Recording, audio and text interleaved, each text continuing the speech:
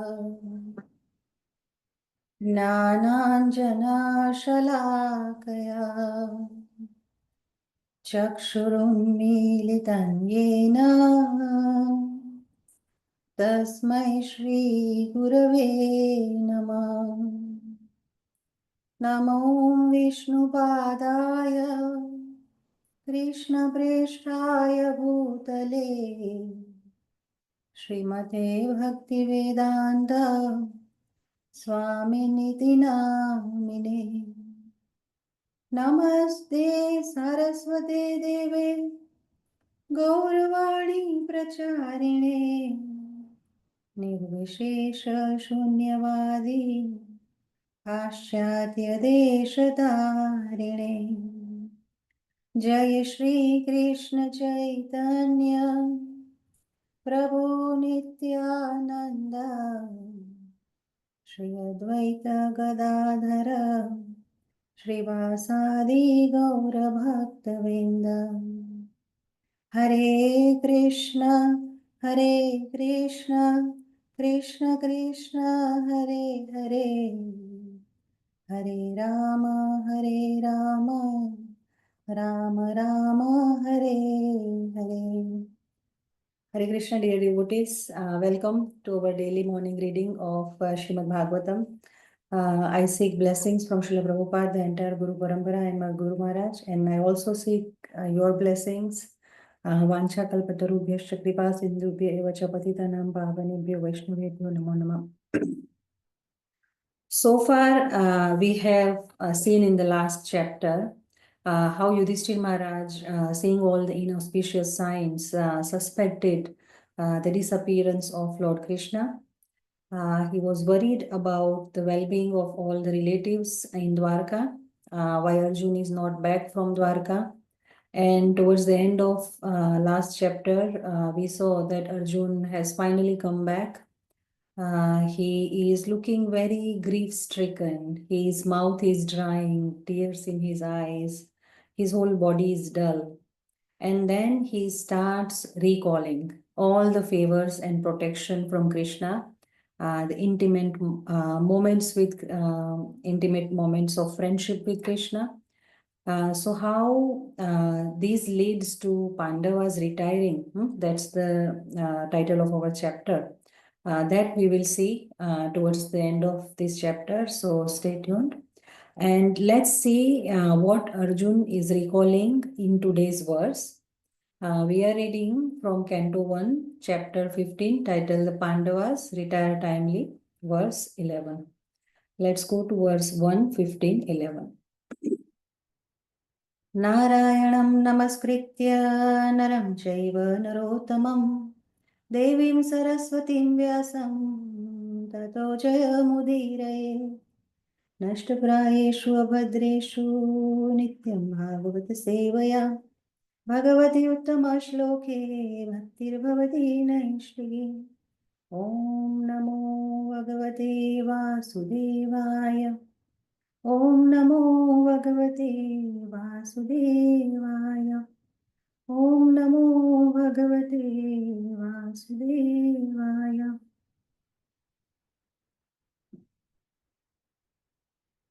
1:15:11.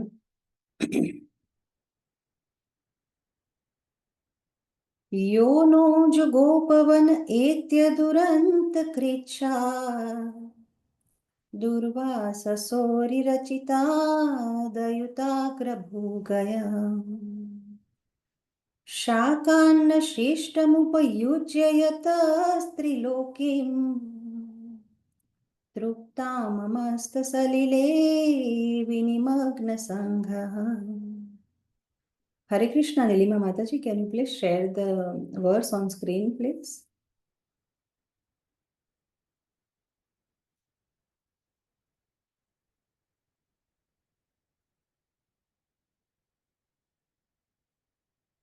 It's okay. I will open in my browser. Word to word. Yaha, one who. Naha, us. Jugopa, gave protection. Vane, forest. Etya, getting in. Duranta, dangerously. Kruchat, trouble. Durvasa Saha, of Durvasa Muni. Ari, enemy. Rachitat, fabricated by. Ayuta, 10,000. Agrabhuk, one who eats before. Yaha, that person. Shak Anna Shishtam, remnants of foodstuff. Upayujya, having accepted. Yataha, because. Trilokim, all the three worlds. Truptam, satisfied. Amamsta, thought within the mind. Salile, while in the water. Vinimagna Sanghaha, all merged into the water. Translation by His Divine Grace Krishna Kripamurti, A.C. Bhaktivedanta Swami Srila Prabhupada Ki Jai. During our exile, Durvasa Muni, who eats with his 10,000 disciples, intrigued with our enemies to put us in dangerous trouble. At that time, he, Lord Krishna, simply by accepting the remnants of food, saved us. By his accepting food thus, the assembly of Munis, while bathing in the river, felt sumptuously fed, and all the three worlds were also satisfied.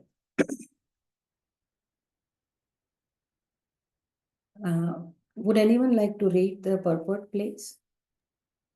Hare Krishna, Mataji. Good morning. May I read the book, read the purport? Yes, please, Mataji. Thank you. Purport by His Divine Grace, A.C. Bhaktivedanta Swami Prabhupada, Sri Prabhupada Ji.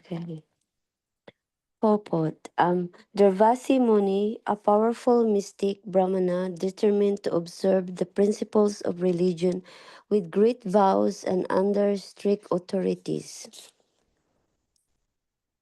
His name is associated with many historical events, and it appears that the great mystic could be both easily satisfied and easily annoyed, like Lord Shiva.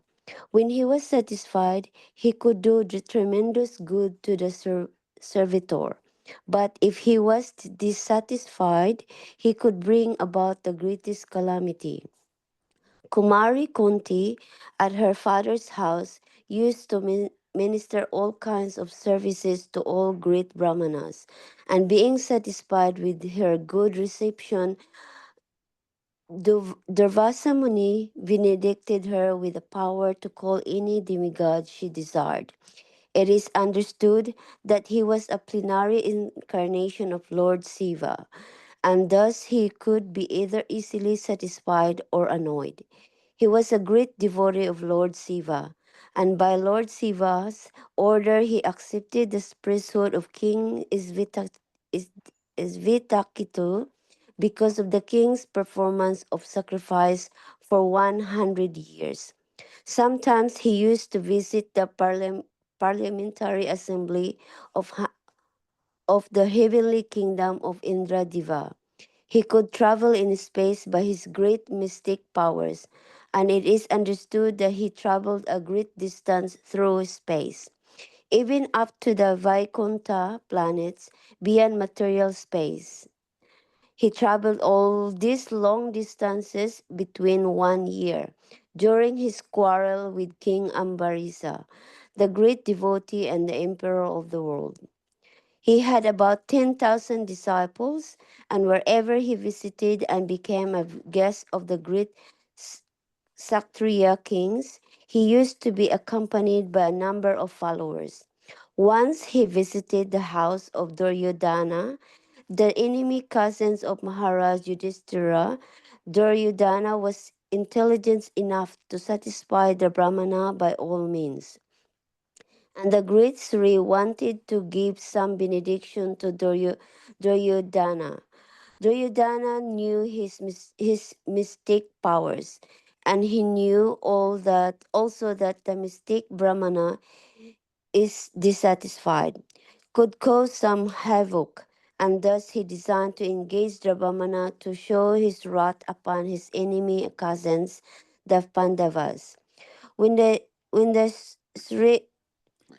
Rishi wanted to award some benediction to Duryodhana, the latter wished that he should visit the house of Maharaj Yudhishthira, who was the eldest and chief among all his cousins. But his request he would go to him after he had finished his meals with his queen, Draupadi.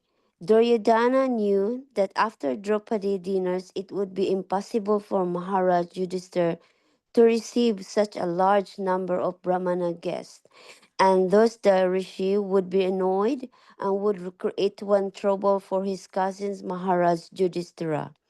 That was the plan for Duryodhana. Dur- Durvasa Muni agreed to this proposal, and he approached the king in exile. According to the plan of Duryodhana, after the king and Draupadi had finished their meals, on his arrival at the door of Maharaj Yudhishthira, he was at once well received, and the king requested him to finish his noontime religious rites in the river. For that time, for by that time the foodstuff would be prepared. Durvasa Muni, along with his large number of disciples, went to take a bath to the river. Maharaj Yudhishthira was in a great anxiety about the guests. As long as Draupadi had not taken her meals, food could be food could be served by any number of guests. But the rishi was, by the plan of Duryodhana, reached there after Draupadi had finished her meals. When the devotees are put into difficulty, they have an opportunity to recollect the Lord with rapt attention. So Draupadi was thinking of Lord Krishna in that dangerous position. And the all pervading Lord could at once know the dangerous position of his devotees. He therefore came there on the scene and asked Draupadi to give whatever food she might have in her stock. On her being so requested by the Lord, Draupadi was sorrowful because the Supreme Lord asked her for some food and she was unable to supply it at that time. She said to the Lord that the mysterious dish which she had received from the sun god could supply any amount of food if she herself had not eaten. But on that day she had already taken her meals, and thus they were in danger. By expressing her difficulties, she began to cry before the Lord as only a woman would do in such a position. The Lord, however, asked Draupadi to bring up the cooking pots to see if there was any particle of foodstuff left. And on Draupadi's doing so, the Lord found some particle of vegetable sticking to the pot. The Lord at once picked it up and ate it. After doing so, the Lord asked Draupadi to call for her guests, the company of Durvasa. Bhima was sent to call them from the river. Bhima said, "Why are you delaying, sirs? Come on, the food is ready for you." But the Brahmanas, because the Lord Krishna's accepting a little particle of food, felt sumptuously fed. Even while they were in the water, they thought that since Maharaj Yudhishthira must have prepared many valuable dishes for them, and since they were not hungry and could not eat, the king would feel very sorry. So it was better not to go there. Thus they decided to go away. This incident proves that the Lord is the greatest mystic, and therefore he is known as Yujisvara. Another instruction is that every householder must offer food to the Lord, and the result will that everyone, even a company of guests numbering 10,000s, will satisfied because of the Lord's being satisfied, and that is the way of devotional service. Hare Krishna, Mataji. Thank you. Thank you, Mataji. Hare Krishna. So, Arjun is recalling how Krishna saved them from Durvasa Muni's wrath. Durvasa Muni, he was well known for his quick temper. Once he placed a garland on Indra's Airavat, but Indra threw it away.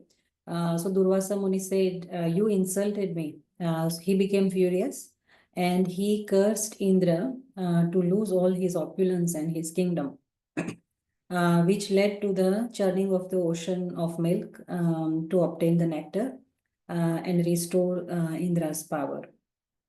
And in another pastime in Bhagavatam, once Queen Shakuntala, she was deeply absorbed in the thoughts of her husband and King Dushyant, and she failed to properly receive Durvasa Muni. So Durvasa Muni thought she ignored him. He got offended and he cursed her that her husband would forget her existence. And on other hand, as Srila Prabhupada referenced in the purport as well, when Queen Kunti was young, unmarried, Durvasa Muni visited her father's palace. She served him so well that he was pleased, and he gave her a benediction, a powerful mantra, that she could invoke any demigod and receive a child. So, Srila Prabhupada truly says in this purport that he could be both, Durvasa Muni could be both easily satisfied and easily annoyed.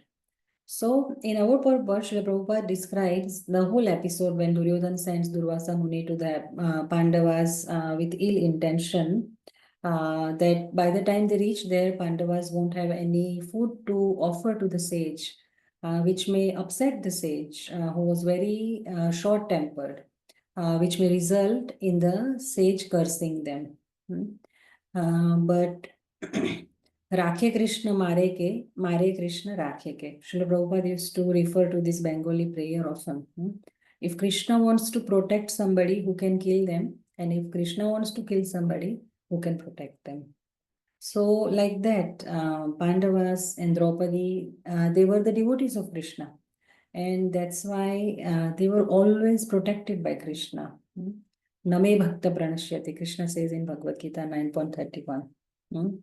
It says, Kaunteya Pratijanihi Name Bhakta Pranashyati. O son of Kunti, O Arjun, declare it boldly that my devotee never perishes. So no matter how many conspiracies are planned, as long as Krishna's protection is there, there is no need to be fearful. In Prahlad Maharaj's prayers, there is a phrase, Abhayam Abhayam Atmani. Because it is Krishna's vow, Name Bhakta Pranashyati, that he will see, he will ensure that his devotees are always protected. Sometimes I quote these Bhagavad Gita shlokas, but I read somewhere that Srimad Bhagavatam starts where Bhagavad Gita ends. And that is so true, I'm always amazed to see the historical examples of Krishna doing what he says he does in Bhagavad Gita.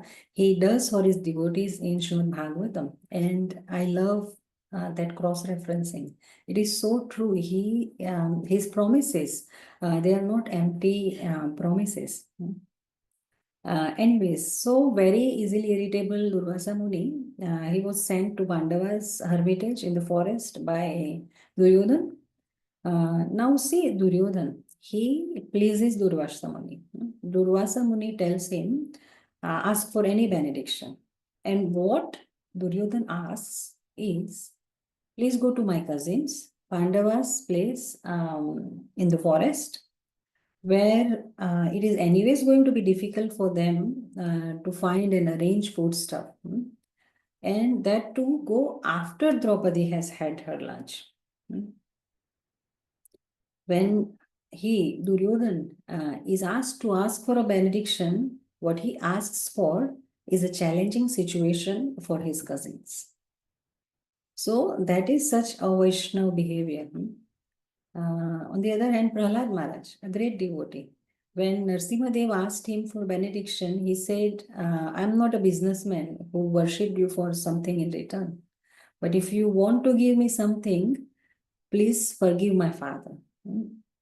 If someone does something that is not anukul, that is not suitable for us, we get upset, even sometimes angry. Whereas Prahlad Maharaj, he faced so many tribulations just because of his father Hiranyakashipu. But he is asking to forgive him. And Narasimha Dev said, not just your father, but 21 generations above and below, they have all been excused now. So that is a Vaishnav. He is para dukhe dukhi, not para dukhe sukhi. So we need to ask ourselves, am I that Duryodhan who gets pleasure out of troubling someone, a person or any jiva? Am I, doesn't matter what's the reason, my company, people who I surround myself with, their influence or whatever. But am I that person who is the reason for anyone else's dukkha purposely? Then I'm not a Vaishnava. In the 8th canto of Bhagavatam, there is a description of Samudra Manthan, the churning of the ocean of milk, which produced along with nectar, it also produced halahal, the dangerous poison. And Lord Shiva, Srimad Bhagavatam says, Lord Shiva is Vaishnavanam Yatha Shambhu. Shambhu, Lord Shiva, is the greatest of all Vaishnavas. He said then that I must drink this poison so it won't spread everywhere. So he says, प्राणै स्वै प्राणिनः पान्ति साधव क्षणभङ्गुरै बद्धवैरेषु भूतेषु मोहितेष्वात्ममायया. Baddhavaireshu. People in general, they are baddha, they are bewildered by the illusory energy of the Lord. So they are vaireshu, they are always engaged in the animosity toward one another. But devotees, even at the risk of their own temporary lives, they try to save them. So that's a characteristic of Vaishnava. Para dukhe dukhe. Vaishnava is always unhappy to see other people or other jivas unhappy. And one who is happy to see others unhappy is not a Vaishnava, can't be a Vaishnava. So the reason for Duryodhan sending Durvasa Muni to Pandavas is his envy. He is not satisfied by sending Pandavas to forest in exile. He needs to arrange for their suffering even there. So this envy of someone else's good fortune, being disturbed to see the wealth of others, we should observe, we should introspect, sometimes even in ourselves. Because धर्मः प्रोजितकैतवोऽत्र परमो निर्मत्सराणां सताम्. The very second shloka of Bhagavatam says that the path described in the Bhagavatam is entirely devoid of any dishonest purpose. Only those who are nirmatsar, free of matsar, free from the flow of envy, only they can follow it. So non-enviousness is liberation and enviousness is entanglement, as Lord Shiva says, Baddha. So Bhagavatam and the path it shows, it is not meant for envious people. And same goes for Chaitanya Charitamrita. You know, in Chaitanya Charitamrita Madhya Lila, there is a verse. चैतन्य चरित्र सुना श्रद्धा भक्ति करी मत्सर छड़िय मुखे बोलो हरि हरि मत्सर छड़िय मुखे बोलो Hari Hari. That you want to hear Chaitanya Charitra? Then have full faith and devotion. What is envy doing in your heart? Kick it out, sweep it out. Matsara chadiya mukhe bolo hari hari. Just leave envy and then you can bolo hari hari. There is no place for envy in bhakti, because what is bhakti? Who is a devotee? Mahaprabhu says, you know, when somebody who has chanted the Hare Krishna Mahamantra even once, he is a devotee. But even if we are chanting, even if we are initiated, we shouldn't be proud that we are a devotee. But like Prahlad Maharaj, we should be always on our guard on how to improve our sadhana, how to go upwards on our spiritual path. Always try to improve our bhakti. At least be compassionate. So yes, first lesson, first simple take-home lesson from today's verse is that don't be a Duryodhan, don't be envious, be paradukhe dukhi. Anyways, continuing the pastime, Duryodhan sends Durvasa Muni to Pandavas. They are Kshatriyas, their duty is to serve the Brahmanas, so they do. They welcome Durvasa Muni nicely, as Pandavas had just finished their lunch. Dishes were washed. So Draupadi would now have to cook for Durvasa Muni and all his disciples again. She is in a forest, so she doesn't have any servants or maids. So she will have to do it herself. So basically, she needs time. So Yudhishthira Maharaj requests Durvasa Muni, first go and have a bath in Gangaji, and by the time they are back, some arrangements for their lunch can be made. Actually, Draupadi was given a divine, mysterious vessel called Akshaya Patra. And the speciality of that Akshaya Patra was that the food that was kept in that vessel, it would never run out until Draupadi had eaten. So normally Draupadi would eat last, then she would wash that vessel, turn it upside down, then it would produce no more food for that day. But today, thanks to Duryodhan, Durvasa Muni and their party, they are there after Draupadi has eaten. So after they send Durvasa Muni and them to have a bath, they are all worried. Pandavas are all worried what to do. Draupadi is in anxiety. She is full of anxiety and she prayed to Krishna, help me. And Krishna came. He knew my devotee is in danger. My devotee needs me. And Yogakshemam Vahamyaham, it is Krishna's promise. Ananya Shintayanto Mam Yejana Pariyupasate Tesham Nityabhyuktanam Yogakshemam Vahamyaham. I provide what they lack and preserve what they already possess. So, in this pastime, we see such beautiful example of how Krishna preserves what they already possess. So, and Krishna said, when he came, he said to Draupadi that I'm very hungry. Give me something to eat. So Draupadi, who is already perplexed in anxiety, she says, Krishna, I told you to solve a problem, not to cause more problem. We don't have any food. What should I offer you? So it's my good fortune that you are asking me for food, but it is my misfortune that right now I have nothing to offer you. And Krishna said, just have a look. Have a look in that Akshaya Patra. So with doubt, she did. And to her surprise, there was a particle of vegetable stuck to the pot.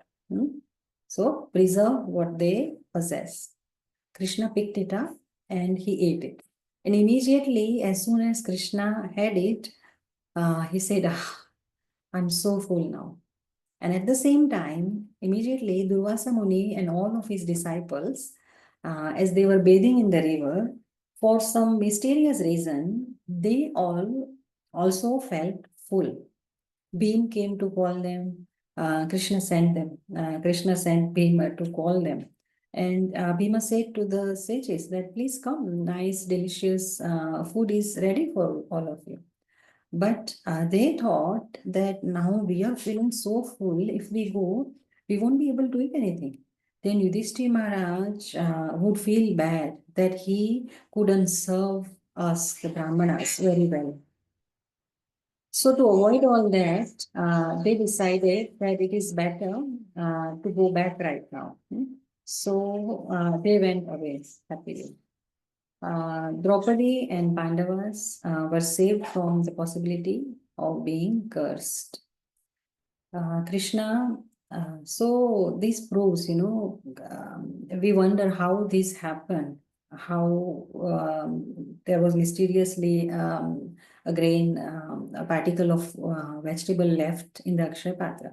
But Krishna is all powerful and he can do anything to protect his devotees.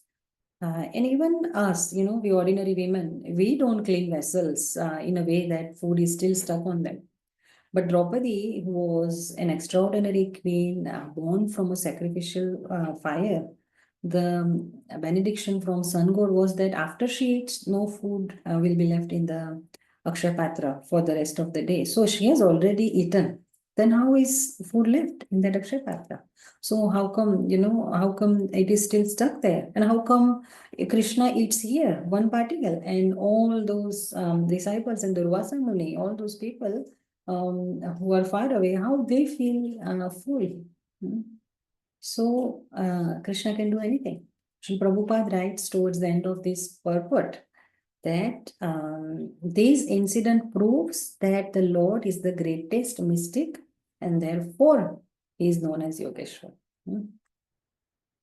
So, and that when Krishna is satisfied, everyone is satisfied. There is a beautiful shloka in fourth canto of Srimad Bhagavatam that says the same thing, 4:31-14. It says, Yatha tarormoolanishechanena trupyanti tatskandhabhujo vashakha प्राणोपहाराचयतेन्द्रियाणाम् तथैव सर्वार्हणमच्युतेज्य.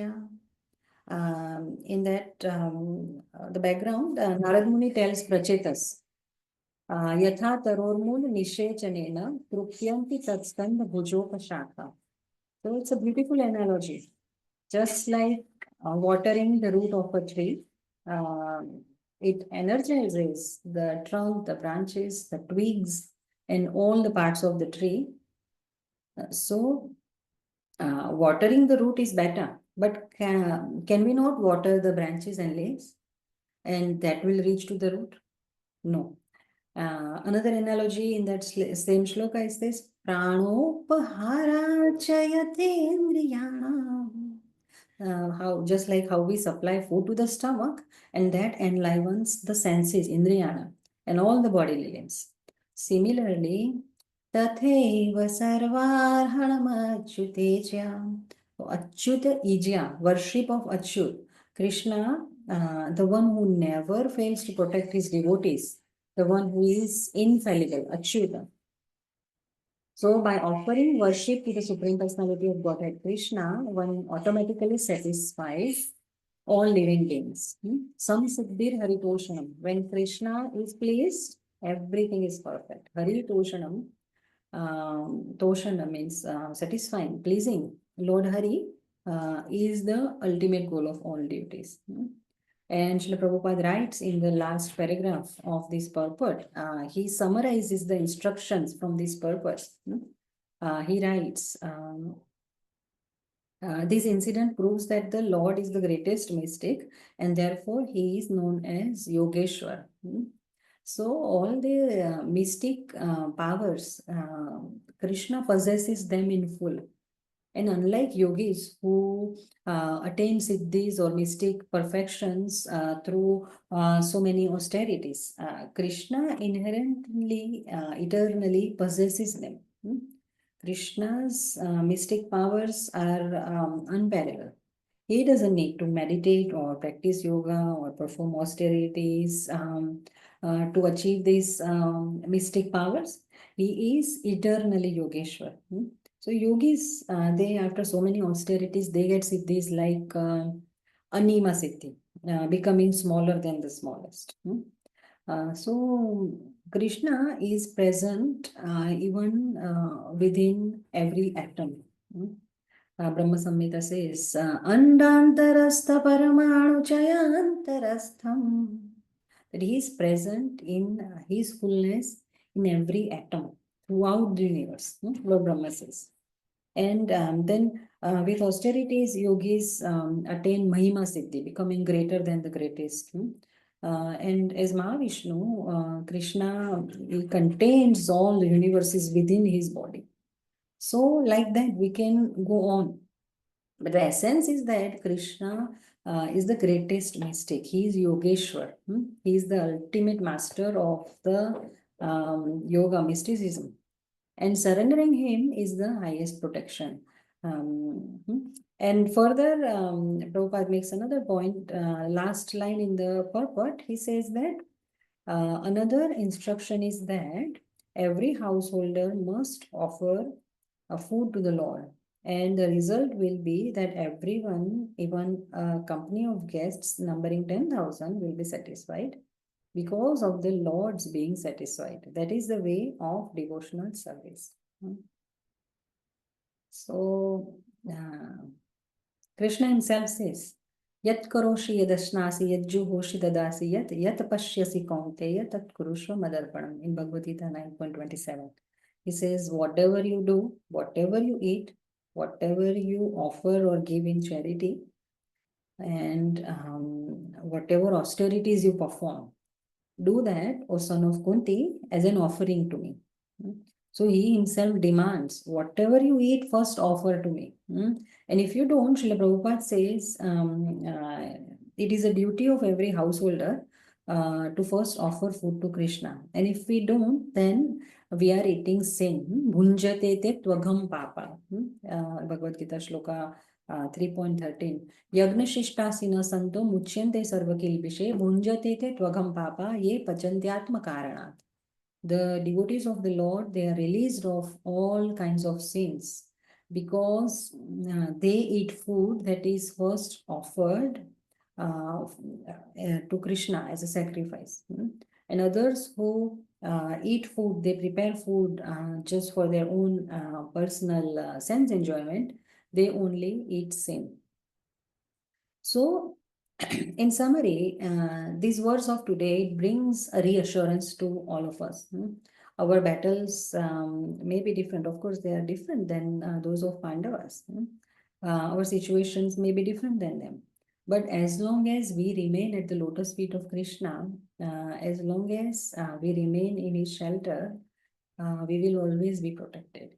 So, this is the potency of Bhagavatam. We may think, this is just stories. What is this chapter? It's just describing this conversation between between Yudhishthira and Bhim and Arjuna. Just stories, no philosophy. But it's just a description of that all happened in past, and this doesn't happen anymore. But through these stories, through these pastimes of great devotees, we derive so many lessons. They clear our vision. They purify us. They remind us every morning that our goal is samsiddhi haritoshanam. Satisfaction of Krishna is satisfaction of the whole world. And no matter what profession, what job we do temporarily, but at the end of the day, that is our goal. Samsiddhi haritoshanam, Krishna's pleasure. Our goal is Krishna's lotus feet.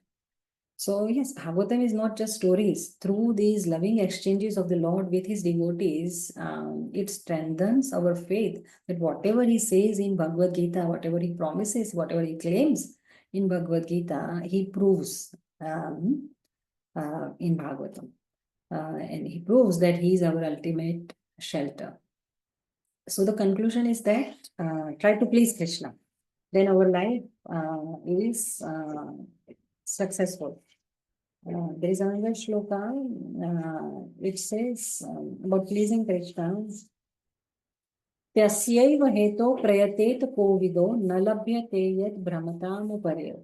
That those who are kovida, who are intelligent, they should focus, they should strive only for that which leads to Krishna consciousness, because na labhyate yad brahmatam uparyat. That Krishna consciousness, na labhyate, it cannot be obtained simply by wandering up and down in the material world. So Srila Prabhupada said in a lecture that we have tried everything. We have tried to improve our condition of life. We have tried becoming demigods. And don't think that demigods are, they have no danger. We have learned from Bhagavatam that Indra, his position was taken away so many times he was perplexed. Even Brahma was perplexed. So in material world, no matter what you do, you cannot avoid dangerous position. even if you are Brahma, even if you are Indra. But if you become devotee of Krishna, Yasmin Tushte Jagat Tushtam. If Supreme Personality of Godhead Krishna is pleased, the whole world is pleased. If he is satisfied, everyone is satisfied.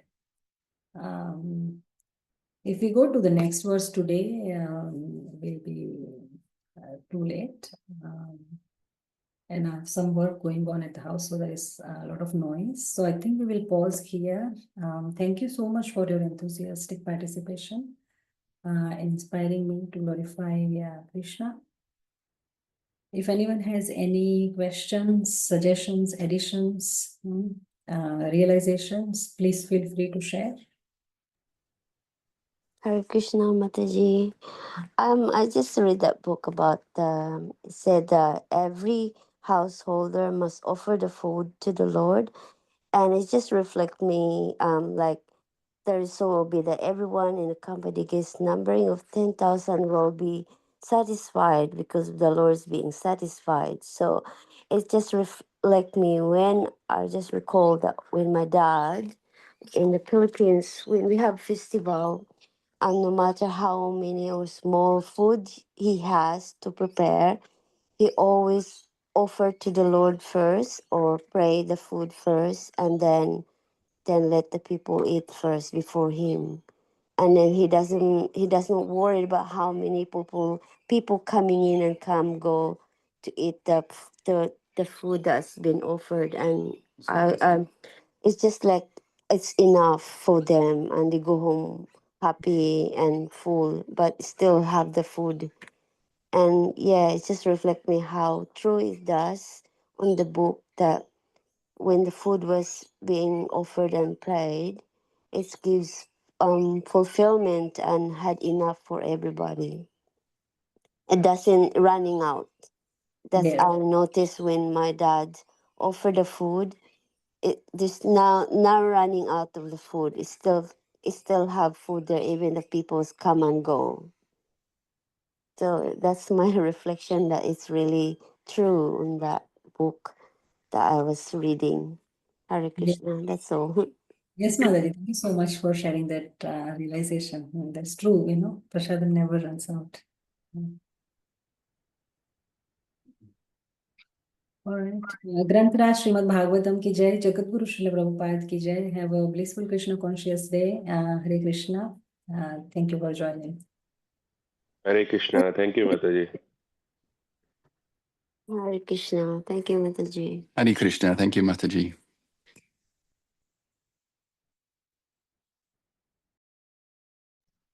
Thank you, Mataji. Hare Krishna.